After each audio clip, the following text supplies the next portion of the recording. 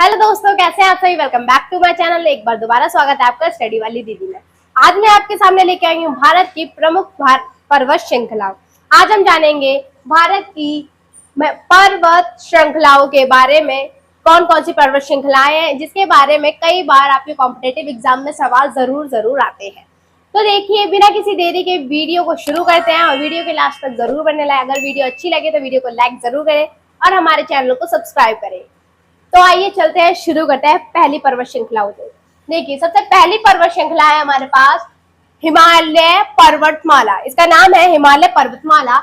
हिमालय विश्व की सबसे युवा वलित फोल्ड पर्वत श्रृंखला है। देखिए, ये इसका मतलब क्या है, सबसे युवा। युवा मतलब तो सब लोग जानते हैं, युवा मतलब क्या होता है, यंग, ठीक है। और वलित यानी फोल्ड, फोल्ड यानी मुड़ा हुआ। देखिए, ये देखिए, जब इसका निर्माण 5 करोड़ वर्ष पहले भारतीय प्लेट और यूरेशियन प्लेट की टक्कर से हुआ था। देखिए, यहाँ तक ही समझिए, जो 5 करोड़ पहले ही इसका निर्माण हुआ है, ठीक है। ये युवा यंग है, यंग पर्वत श्रृंखला है।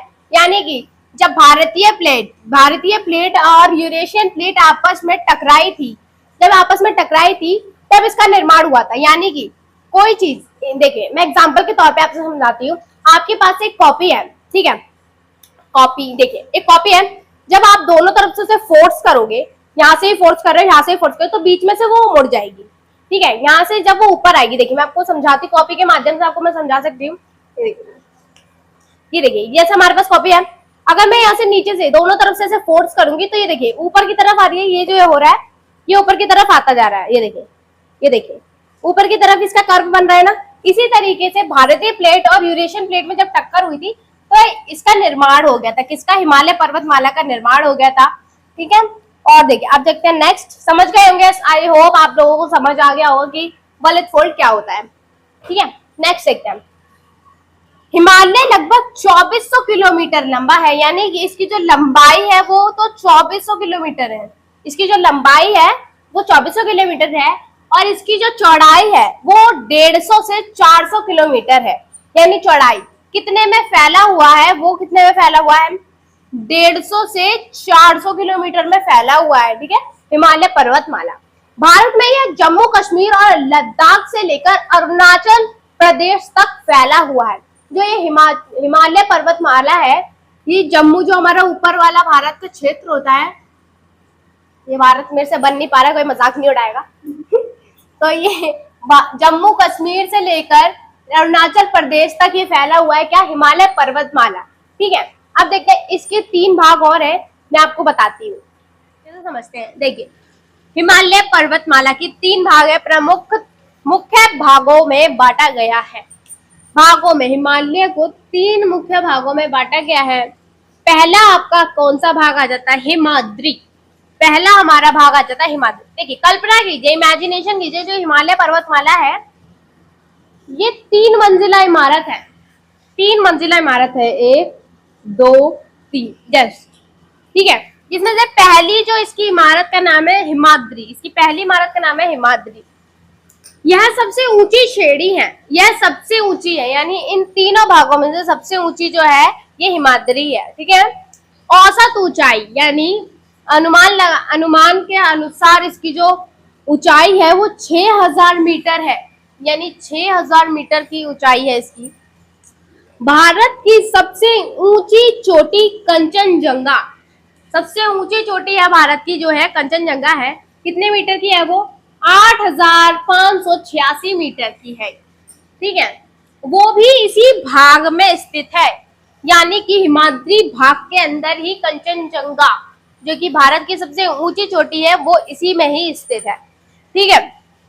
और अन्य प्रमुख चोटियां नंदा देवी, कामेत, नुनकुन शामिल है। यानी कि ये तीनों चोटियां भी इसी के ही अंदर आ जाते हैं, हिमाद्री के अंदर। तो यानी कि हमने पहला भाग तो समझ लिया है, हिमाद्री है जिसका नाम है, ठीक है। आपको आसान होगा समझने में कि मान लीजिए 3 मंजिला इमारत है, जिसमें से पहली मंजिल का नाम है हिमाद्री, ठीक है। इसकी जो ऊंचाई की बातें करी जाए तो 6000 मीटर है। इसके अंदर क्या आ जाती है, इसके अंदर इसके भाग में स्थित कंचनजंगा भी है, इसके भाग में, इसके इमारत में आ जाती है, ठीक है।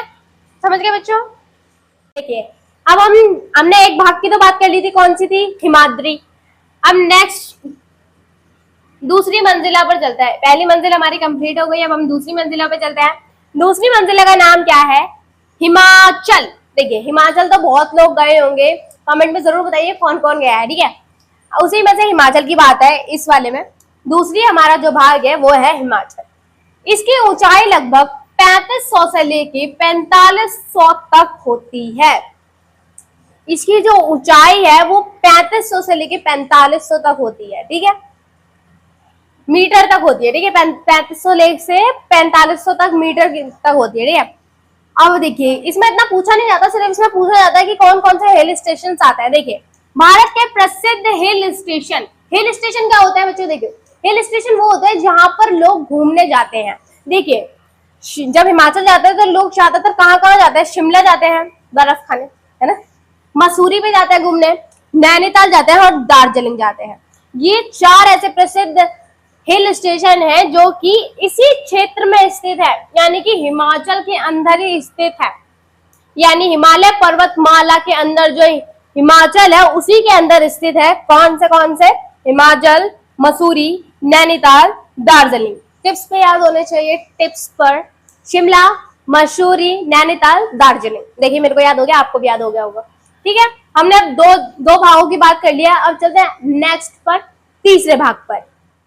अब चलते हैं अंतिम यानी मुख्य भाग के तीसरे भाग पर चलते हैं। लास्ट भाग है इसका हिमालय पर्वतमाला का। तीसरा भाग का नाम क्या है? शिवालिक। शिवालिक है इसके तीसरे भाग का नाम। इसमें से अक्सर क्वेश्चन पूछे जाते हैं, छोटे छोटे क्वेश्चन बनते हैं इसमें से सिर्फ। चलो देखते हैं इसके बारे में थोड़ी जानकारी लेते हैं।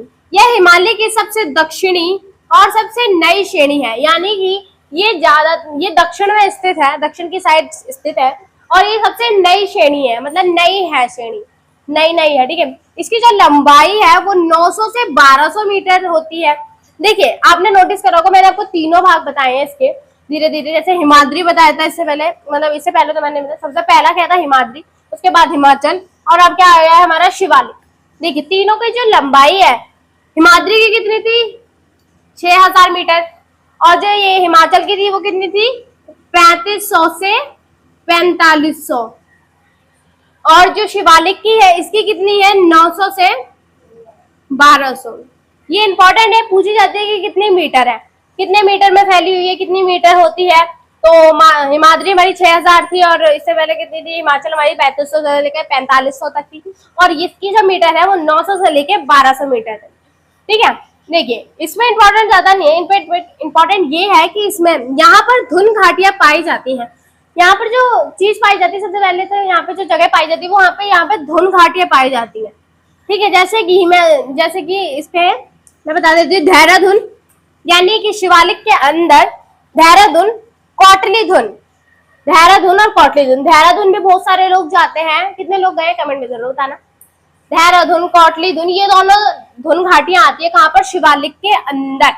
तो ये तीनों मुख्य भागों की बातें मैंने बता दी। कितने? 3 मुख्य भाग थे हिमालय पर्वतमाला के अंदर। सबसे पहली कौन सी थी? हिमाद्री, फिर क्या? हिमाचल, और अब क्या थी? शिवालिक। ये तीनों ही इंपॉर्टेंट है कि कितने भागों में बटी है। तो कितने भागों में बटी है?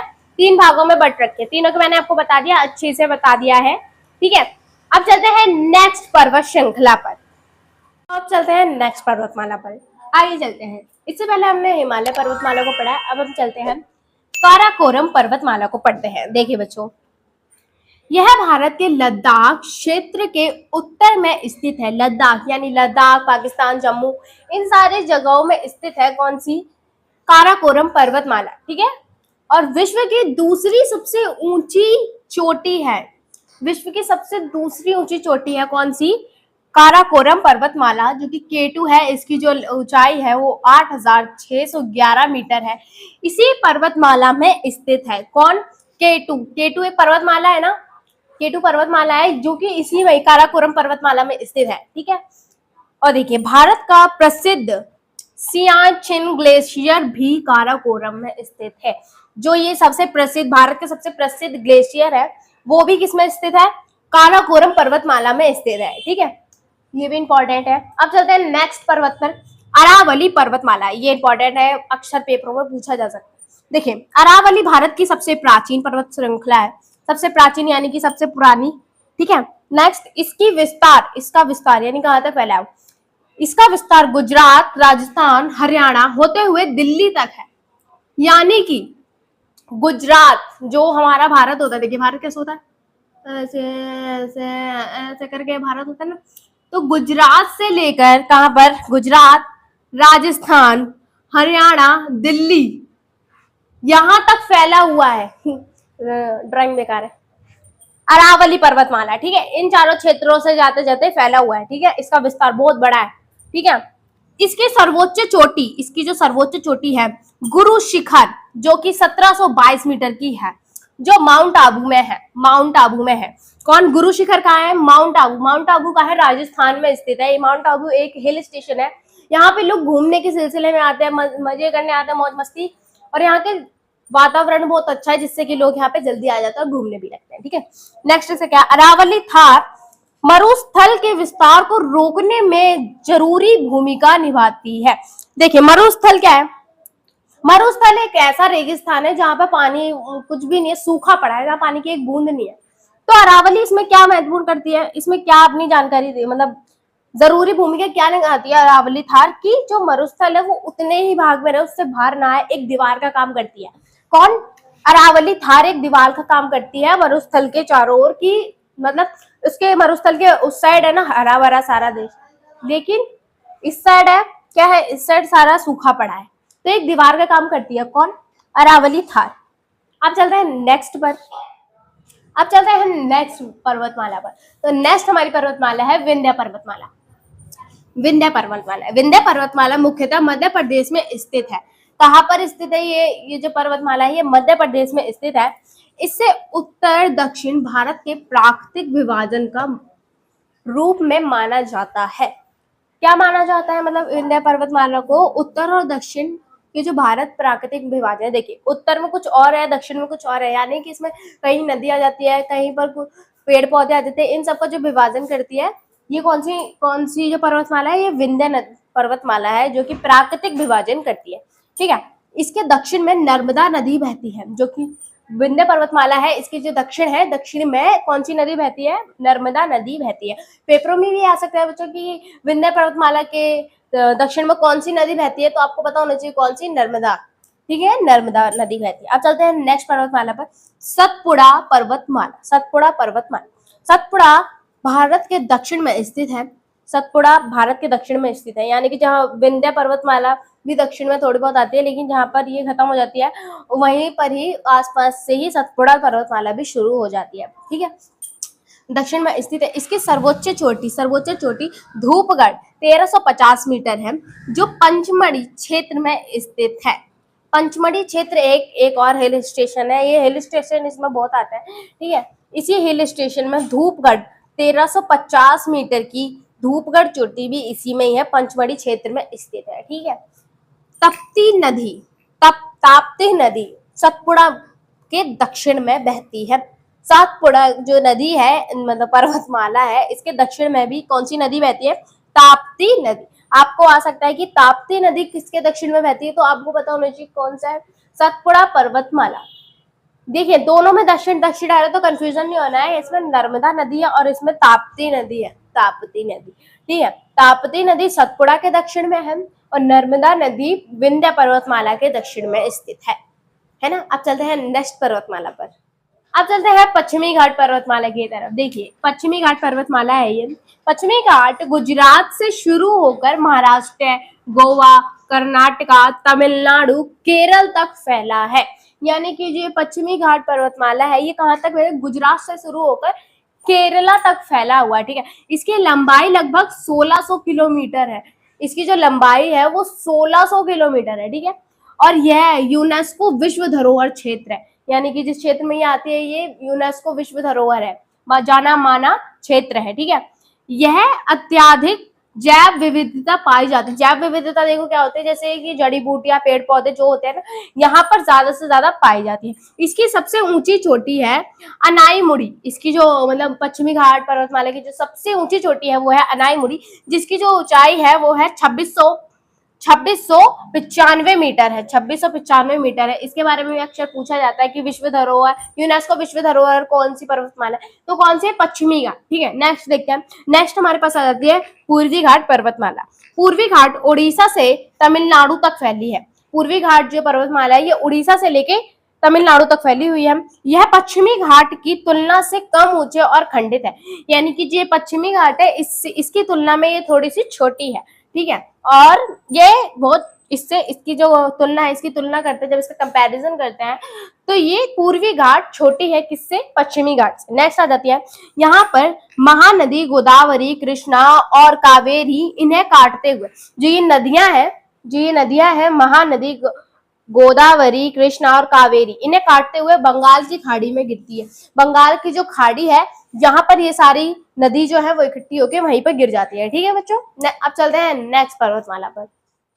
अब चलते हैं नीलगिरी पहाड़ों पर, यानी कि नीलगिरी पर्वतमाला पर। ठीक है, आपने बहुत बार सुना होगा आइए चलते हैं नीलगिरी के पहाड़ों पर, नीलगिरी का पहाड़ कितना है, तो वही नीलगिरी पर्वतमाला है। नीलगिरी पर्वतमाला पश्चिमी और पूर्वी घाट, जो इससे पहले मैंने दो घाटों के बारे में या फिर पर्वतमालों के बारे में बात करी थी, उसी से ही है, उसी के मिलन स्थल पर स्थित है, यानी कि जहां पर पश्चिमी घाट और पूर्वी घाट जहां पर मिलते हैं वहीं पर ही नीलगिरी पर्वतमाला स्थित है। ठीक है, नेक्स्ट देखते हैं। यह तमिलनाडु, कर्नाटका और केरल की सीमा पर फैली है। ये जो तीन यहाँ पर क्षेत्रों के नाम है, यही इन्हीं की जो सीमा है वहां पर फैली हुई है। कौन, नीलगिरी पर्वतमाला। इसकी प्रसिद्ध चोटी डोडा बेटा, इसकी जो प्रसिद्ध चोटी है यानी बड़ी चोटी है, फिर जो भी कहते हैं, इसकी तो जानी मानी चोटी है वो है डोडा बेटा, जो कि 2637 मीटर की है। 2637 मीटर की है किसकी, इसकी जो प्रसिद्ध चोटी है डोडा बेटा, किसकी, नीलगिरी पर्वतमाला। ठीक है, ऊटी इसी क्षेत्र में स्थित है। ऊटी देखो बहुत लोगों ने सुना होगा, ऊटी क्या है, ऊटी एक हिल स्टेशन, घूमने लायक जगह है, यहाँ के नज़ारे बहुत अच्छे आते हैं। यहाँ पर ठंडी जलवायु के लिए ये जो क्षेत्र है ये ज्यादा प्रसिद्ध है। ठीक है, यहाँ पर लोग दूर दूर से घूमने भी आते हैं ऊटी जैसे क्षेत्र में। तो ये थे आज के हमारे 8 के 8 पर्वतमाला। अगर आपको वीडियो अच्छी लगे तो वीडियो को लाइक करें, चैनल को सब्सक्राइब करें, नए हो तो जरूर से जरूर हमारे चैनल को सब्सक्राइब करें और कमेंट करके जरूर बताइए कि मेरी वीडियो आपको कैसी लगी। चलिए बाय, थैंक यू।